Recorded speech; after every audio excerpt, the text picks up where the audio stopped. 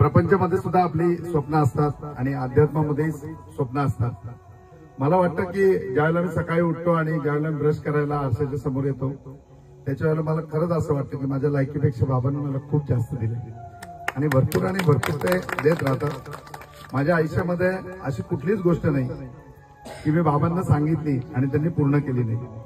आणि हे सगळं पूर्णत्वाला होत असताना खरोखरी वडिलांनी जी धुरा आमच्या हातामध्ये दिली, मूळ बाप होता ज्ञानी म्हणून आम्ही लागलो भजनी, की त्यांची खरोखरी कृपा। आणि जे काही चाललंय ना, म्हणजे प्रत्येक क्षणाला मी इथे उभा राहतो किंवा अध्यात्मामध्ये कुठेही दिंडीमध्ये उभा राहतो, पंढरपूरला आपण वारी घेऊन जातो, गिरनारला जातो, द्वारकेला जातो, तिथे फक्त उभा राहतो त्याच्या वेळेला मला वेळोवेळी वाटतं की खरंच माझं काय नाही म्हणून याच्यात इदम न मम, इथं सगळी त्यांची पुण्याई आहे आणि त्यांच्या पुण्याईवरती हे सगळं चाललेलं आहे। आज जिथे कुठे ते असतील खरोखर ते खूप आनंदामध्ये असतील आणि ते सदैव माझ्या बरोबर आहेत। परंतु आयुष्यामध्ये प्रत्येक गोष्ट करत असताना इतके संस्कार त्यांनी दिले, परंपरा देत असताना सुद्धा खूप संस्कार दिले आणि खूप सोपं अध्यात्म त्यांनी मला सांगितलं।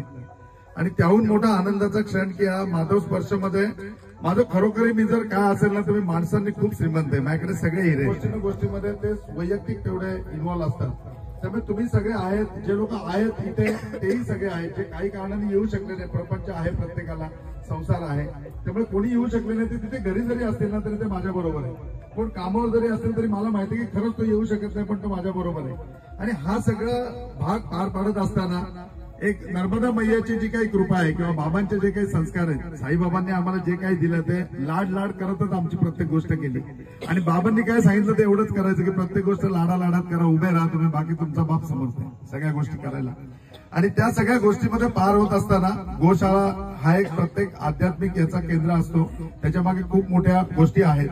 आणि मग गोशाळा करत असताना ज्यावेळेला आश्रमाची कन्सेप्ट निघाली, तुम्ही पहिली ही जी आहे म्हणजे क्लिप आहे ती व्हिडिओ पहिली क्लिप तुम्ही बघा, ती संतोष बोराडे इथे असतील, नरेंद्र भोईर इथे असतील आणि आम्ही सगळ्यांनी इथे फक्त आलेलो होतो आणि जे गप्पा मारत होतो त्यात ती नरेंद्रने बनवलेली आहे, 1.5 ते 2 मिनिटाची आहे म्हणजे। आणि त्यावेळेला संतोषनी एक प्रश्न विचारला की गोशाळा म्हणजे काय, फक्त गायी पाळायच्या आणि हे करायचं का, काय करायचं आपण? तर म्हटलं की नाही, म्हणून वाटतं का माधव गुरुजी फक्त एवढ्यावर थांबतील? ते बोलले बिलकुल, आणि थांबून पण देणार नाही। त्याला संतोषनी त्याच्यामध्ये प्रभावी पुढाकार घेतला। डॉक्टर संतोष बोराडे विनंती करतो की त्यांनी या बाजूला यावं आणि नरेंद्र भोईरने पण यावं। आणि यांनी त्याच वेळेला सांगितलं की जर आपल्याला जर गोशाळा करायची तर आपण गोशाळा नुसती करायची नाही, म्हणजे आपण जर जायचं ऍस्ट्रॉलॉजीमध्ये तुमची 7वं जनरेशन आहे, म्हणजे 350 वर्षाची परंपरा आहे। आज ऍस्ट्रॉलॉजीमध्ये कुठेही असू दे, कुठल्याही मोठ्या व्यासपीठावर असू दे, लोक आपल्याकडे बाप म्हणूनच बघतात, कारण 350 वर्षापूर्वीच एवढी प्रत्येक गोष्टीचं रेकॉर्ड आणि लेखाजोखा आपल्याकडे आहे। तर त्यावेळेला संतोष बोराडेंनी सांगितलं की मग काय करायचं, ते की गोरक्षणी म्हणून आपण करायचं। म्हणजे गायी ज्या वेळेला श्रीकृष्णावरती जो आपला अभ्यास आहे किंवा जी काही माहिती आपल्याकडे अवेलेबल आहे, तर श्रीकृष्ण होते त्या 9 लक्ष गायीचे डीएनए होते, म्हणजे 9 लक्ष प्रकारचे, म्हणजे तेवढ्या जातीच्या गायी होते। जातीचा शब्द चुकीचा आहे, तो डीएनए तेवढा होता, आता तेवढा डीएनए राहिलेला नाही, मग तो आपण डेव्हलप करायचा। मग त्याच्याकरता वेगवेगळ्या जातीच्या गायी, म्हणजे प्रॉपरली ते वासरू की ते दूध पिता सुटलेला असताना चारा खायला लागले अशा याच्यामध्ये घ्यायचं, त्याच नसलचा नंदी घ्यायचा आणि ते डेव्हलप करायचे। आणि गोरक्षणी म्हणजे की आपण एक एक गोवंश वाढवायचा। याच्याकरता गोरक्षणी म्हणून सुंदर ग्रंथ आहे, जो ग्रंथही खूप प्राचीन आहे आणि त्या ग्रंथाची प्रत सुद्धा आमच्याकडे इव्हन दो ऍस्ट्रॉलॉजीमध्ये असताना मी तो शिकलेला आहे, कारण गायीवरती सगळी सायकल चालू राहते। तर मग त्या सगळ्या कन्सेप्ट घेऊन आपण एक अद्ययावत गोशाळा काढत आहोत की आपली गोशाळा फक्त अशा करता नसेल की गायी या चारा घाला, मग त्यांचं दूध विका, मग त्यांचं तूप विका, त्याच्याकरता नाहीये। तर ही गाय जी आहे या भूमीमधनं इथून आपण देशामध्ये म्हणण्यापेक्षा जगामध्ये वेगवेगळे गायीचे वंश निर्माण करण्याचा प्रयत्न करू। आणि हा ज्यावेळेला आपण प्रयत्न करतोय त्यावेळेला विधाता आपल्या बरोबर आहे। आणि इथपर्यंत प्रवास करत असताना तुम्ही सगळेजण बरोबर आहात। वाईट एवढ्याच गोष्टीचं वाटतं किंवा दुःख करायचंच नाही, वडिलांनी सांगितलं कधी दुःख करायचं नाही, जे आहे ते आनंद आहे। परंतु खरोखरी ज्यांनी हे डोळ्यांनी बघायला पाहिजे होतं ते खरोखरी डोळ्यांनी बघायला या ठिकाणी आहे, जिथे आहेत तिथे आनंद आहे आणि जे चाललंय ते त्यांच्या पुण्यावर चाललंय, नो डाऊट, निदम न मम, माझं याच्यामध्ये काही नाही। परंतु ह्या ज्यावेळेला गोशाळेचं इनॉग्रेशन आलं, कारण आपण आश्रमाचं इनॉग्रेशन नाही केलेलं, हा आश्रम जस्ट आपण ही शेड आपण नवीन बनवली, लॅट्रिन बाथरूम तर अगदी कोरे, अरे अविनाशने अनाऊन्स केलं की त्याचं म्हणजे इनॉग्रेट तुमच्या हस्ते आहे, तुम्ही जा म्हणून तिकडे। तर तसं सगळ्याचं इनॉग्रेशन खूप अवकाश आहे, म्हणजे की खूप मोठं स्वप्न आहे आणि ते स्वप्न असं करायचं की अख्ख्या ओंकारेश्वर मध्ये महादेव गुरुजी लय भारी, माधव स्पर्श असा व्हायला पाहिजे की पुढचा नर्मदा परिक्रमेचा संकल्प ओंकारेश्वर म्हणून लोक नाही 9% घेतात ना, तर माधव स्पर्श घ्यायला पाहिजे, ती कन्सेप्ट राबवायची। आणि बस म्हणजे की थोडे क्षण आहेत. मैयाचं एवढं प्रेम बघितलं ना, आता साडी नेसवल्यानंतर तुम्हाला सगळ्यांना आनंद झाला ना. आपल्याला आईला साडी घेतल्याचा आनंद सगळ्यांना मिळाला ना. मग तसा आनंद मैया 100% लवकरात लवकर आपल्याला हा सादर करून देईल. आणि या गोशाळेचं आज भूमिपूजन आहे. आपल्याकडे वरती तुम्ही बघाल तर 8 गायी आहेत.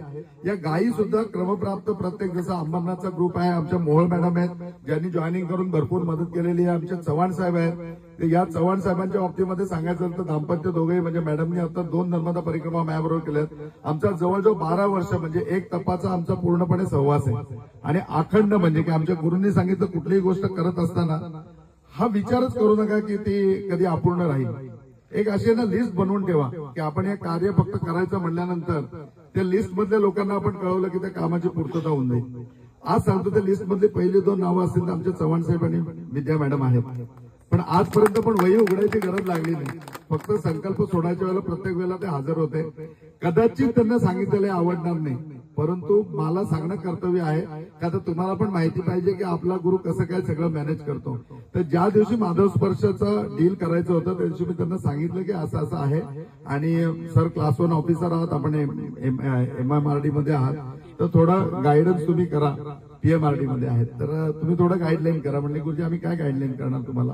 आणि मीटिंग आटपून तशी तशी व्यक्ती 5 लाख रुपये घेऊन जागेवर पोहोचले की टोकन म्हणून पहिले यातले पैसे वापरा. आणि बस हे फक्त टोकन आहे, पुढे मी अखंड बरोबर आहे. मी त्यांना सांगितलं साहेब थांबा. आणि आज माझं स्वप्न जे आहे की इथे ज्या वेळेला आपण भक्त निवास बांधू त्यावेळेला चव्हाण परिवाराकरता मी एक रूम बांधून देणार आहे. एवढं ते नेहमी प्रत्येक वेळेला करत असतात. आणि ते करत असताना सुद्धा कुठेही ते झालं मॅडम झालं त्यांना नावाची बिलकुल अपेक्षा नाही. आणि याप्रमाणे माझ्या बरोबर लोक आहेत खांद्याला खांदा लावणारी, आपल्या स्वप्नामध्ये स्वप्न रंगवणारी. दुसरं नाव सांगायचं तर रोशनी सुर्वे मॅडम, मत्तीवाड मॅडम, दोघी जणी घाईघाईनी संध्याकाळी आल्या. गुरुजी कधी जाणार आहे तुम्ही आश्रमाच्या याला? उद्या जाणार आहे. 15,000 रुपयाचं पाकिट दिलं की त्या रजिस्ट्रेशनला आमचे पैसे वापरा. ते 15,000 रुपये आहेत ना, त्यातले 5,000 रुपये माझ्या अजूनही शिल्लक आहेत. एवढं मोठं त्यांचं प्रेम आहे. ते हा अशी लोक बरोबर आहेत म्हणून इथपर्यंत आपण पोहोचतोय. आणि आज ज्या वेळेला या आश्रमामध्ये कार्यक्रम करत असताना ते सगळेजण मला बघतात याहून मोठं सौभाग्य काय. आणि आता याच्या पुढे सगळे सौभाग्याचे क्षण, सगळे आनंदाचे क्षण मलाही टेपायचे. म्हणून याचं जे आपल्या गोशाळेचं इनॉग्रेशन आहे त्याचं इनॉग्रेशन करण्याकरता म्हणजे शुभारंभ करण्याकरता माझे सासरे उल्हास दापके आणि माझ्या सासूबाई सौ सुनीता उल्हास दापके यांना विनंती करतो की त्यांनी गोशाळेचं अनावरण करावं.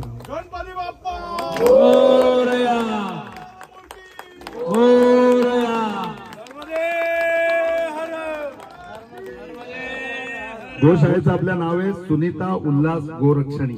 सगळ्यांनी जोरदार टाळ्या वाजवा. माझ्या कर्तृत्वामध्ये म्हणण्यापेक्षा मी फक्त उभा राहिलो आणि त्या उभा राहण्यामध्ये जे लोक पाठीमागे आहेत ना त्याच्यामध्ये मिलिंद आमचा आहे, पण मिलिंद तर कंटिन्युअसच बरोबर आहे. आणि दापके साहेब माझे सासू सासरे माझ्या आई वडिलांच्या नंतर जेवढे माझे आई वडील माझ्याकरता करतील तेवढंच ते 100% माझ्याकरता करतात. आणि त्याकरताही त्यांच्या नावाने हे उघडण्याचं मी पूर्णपणे धाडस म्हणण्यापेक्षा हे माझे त्यांच्यावरचे ऋण आहेत जे कधीच फेटू शकत नाही. पण एक आपल्याला ऋण व्यक्त करायचे असतात तर ते मी व्यक्त केले असं फक्त माझं सांगणं आहे. परंतु याच्या पाठीमागे ते नाव देण्या पाठीमागे मी ज्यावेळेला त्याचा इतिहास बघितला किंवा शांतपणे विचार केला तर माझ्या सासूबाई या गजानन महाराजांच्या निस्सीम भक्त आहेत. त्यांनी गजानन विजयाचे अनेक पारायण आणि आजही शेगावला अनेक वेळा यात्रा केलेली आहे. गजानन महाराजांचं हे नर्मदा तट हे क्षेत्र आहे. सगळेजण प्रश्न विचारतात की महाराष्ट्रातून मॅक्झिमम लोक का नर्मदा परिक्रमेला येतात, तर त्याचं आम्ही कायम उत्तर देतो की त्याचं कारण असं आहे की गजानन महाराजांमुळे नर्मदेचा प्रचार महाराष्ट्रामध्ये आला. आणि महाराजांची पोथी जे जे वाचतात ते प्रत्येक जण नर्मदेवर येतात. नवे नवे महाराज त्यांना नर्मदेवरती बोलवतात आणि नर्मदा स्नानाने त्यांना पवित्र करतात. आमच्या दोघांचे आध्यात्मिक गुरु, माझ्या सासूंचे सासऱ्यांचे आमचे आध्यात्मिक गुरु दादा गोपटे, त्यांच्याही नावाचं यावेळेला इथे उच्चारण करायला पाहिजे की त्यांचे अनंत कोटी उपकार की त्यांनी शेगावच्या गजानन महाराजांची पोथी आमच्या सासूबाईंना दिली आणि साईबाबांची पोथी मला दिली. ते दासगडू महाराजांचे शिष्य होते, त्याच्यामुळे त्यांची जेवढी श्रद्धा गजानन महाराजांवर तेवढी साईबाबांवर. त्यांनी यांना गजानन महाराज शिकवले आणि मला साईबाबा शिकवले. आणि मला वाटतं माझ्या सासूबाईंची ती पुण्याई की गजानन महाराजांनी आज त्यांची निवड केली की आज आता नर्मदा तटावरती ही गोशाळा होते आणि ती गोशाळेमध्ये तुझं नाव असावं ही महाराजांची इच्छा आहे. इदम न मम. त्यातही पुन्हा माझं काय नाही. उल्हास दापकेंच्या बाबतीत सांगायचं झालं तर मला अजूनही आठवतं माझं पहिलं घर बनवताना सुद्धा त्यांच्या मुलीला काय कन्व्हिनियंट आहे त्याचा कधी विचार केला नाही. माधवला काय कन्व्हिनियंट असेल त्याप्रमाणे सगळी जडणघडण होती. नुसतं त्याकरता त्यांचं नाव इथे नाहीये, त्याच्यामध्ये पण पहिलं सुनीता नाव आहे, मग उल्हास नाव आहे. तर सुनीता उल्हास गोरक्षणी याच्या पाठीमागे माझ्या सासऱ्यांनी देव म्हणून फक्त रुद्रच मानले. आजही श्रावणामध्ये प्रत्येक वेळेला रुद्राभिषेक होतो. आज सुद्धा दर सोमवारी ते रुद्राभिषेक करतात. याच्या व्यतिरिक्त शंकराला स्नान म्हणजे घरी जे पिंडीचं स्नान असतं ते झाल्याशिवाय घराच्या बाहेर पडत नाही. आणि मला वाटतं हा त्यांचाही कुठेतरी सन्मान आहे की आज ओंकारेश्वर क्षेत्री म्हणजे ज्योतिर्लिंगाच्या क्षेत्री त्यांच्या नावाने या ठिकाणी गोशाळा होती. आपण सगळ्यांनी जोरदार टाळ्या वाजूया. आणि याच्यामध्ये प्रेम करत म्हणजे की जसं गायी आहेत या आश्रमामध्ये आपल्याला गायी आणताना आपण भरपूर अभ्यास केलाय. गीर जी जाती येते त्या गीर जातीच्या गायी आपण ऑलरेडी 5 घेतलेल्या आहेत ज्या उद्या सकाळी आपल्याकडे येतील. आणि याच्या व्यतिरिक्त गीर गायीच्या अजून 5 गायी म्हणजे सायमळ वगैरे जी वेगवेगळी त्याच्यामध्ये येते ती आपण त्याच्यामध्ये घेतलेली आहे. त्या 5 गायी त्याच्यामध्ये आहेत. त्याच्यानंतर थापारा म्हणून राजस्थानची गाय ती इतकी सुंदर गाय येते की उभी राहिली गाय की त्याच्यानंतर तुम्ही पूजा केल्याशिवाय थापा का पूजा केल्याशिवाय पुढे येणार नाही तुम्ही. तर त्या आपण 3 गायी म्हणजे 2 बछडी आणि 1 नंदी तो घेतलेला आहे. मी तिथे स्वतः रजिस्ट्रेशनला पाहिजे या कंपल्शनमुळे ते आलेलं नाहीये. ते मी 15 दिवसामध्ये जाऊन ते कम्प्लीट करीन.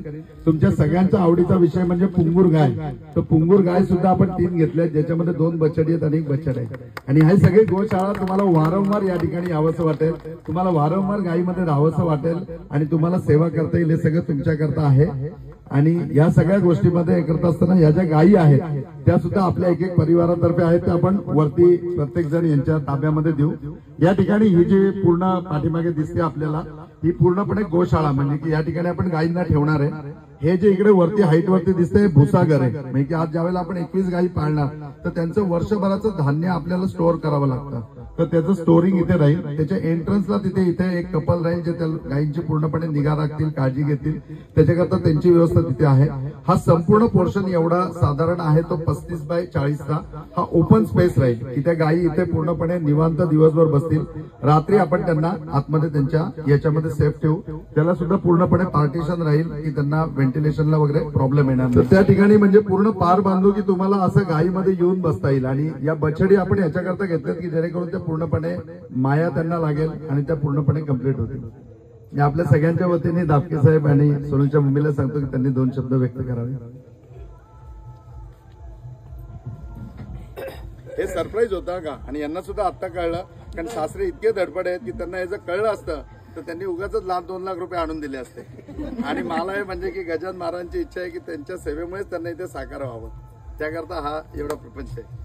बोलायला असे शब्द खरोखरच नाहीत की त्याची जी प्रत्येक गोष्ट आहे ती अशी भव्य आणि दिव्य असते आणि ती आम्हाला इतकी सुखावून जाते की खरंच शब्द नाहीत. पण आमच्याकडनं जी काय शक्य मदत होईल ती तेवढी आम्ही प्रयत्न करत असतो देण्याची. आज मी फुलना फुलाची पकडी म्हणून त्याला हा 21,000चा चेक गोशाळेसाठी देत आहोत.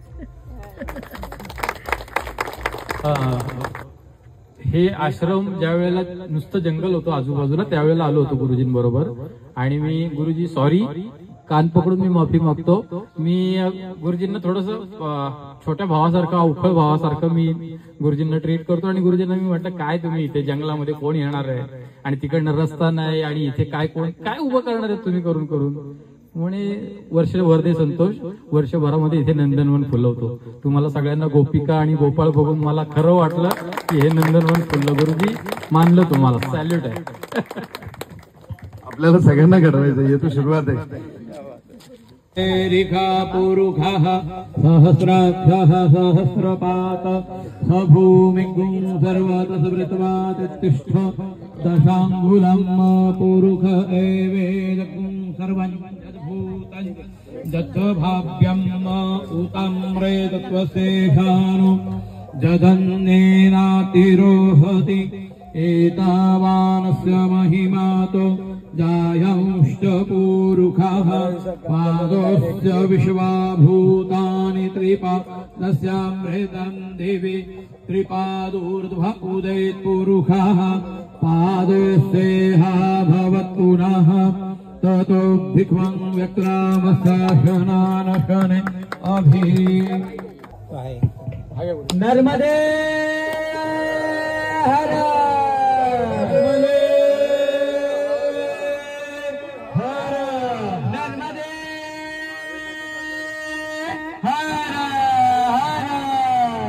नर्मदे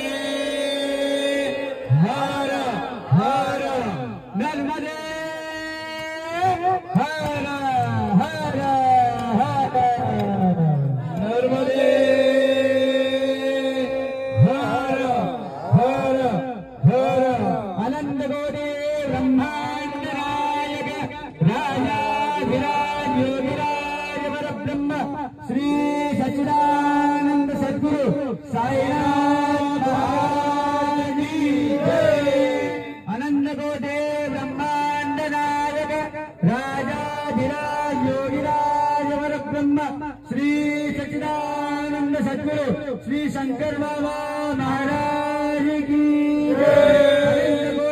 ब्रह्मांड नायक राजाधिराज योगिराज परब्रह्म श्री सच्चिदानंद सद्गुरु श्री सेवागिरि महाराज की। ओम भद्रं कर्णेभिः शृणुयामदेवा भद्रं पश्येत् माक्षभिर्यत्राः स्थिरैरङ्गैः सुषुवाग्वसस्तनु भिर्वशेमहि देवहितं जदायुः।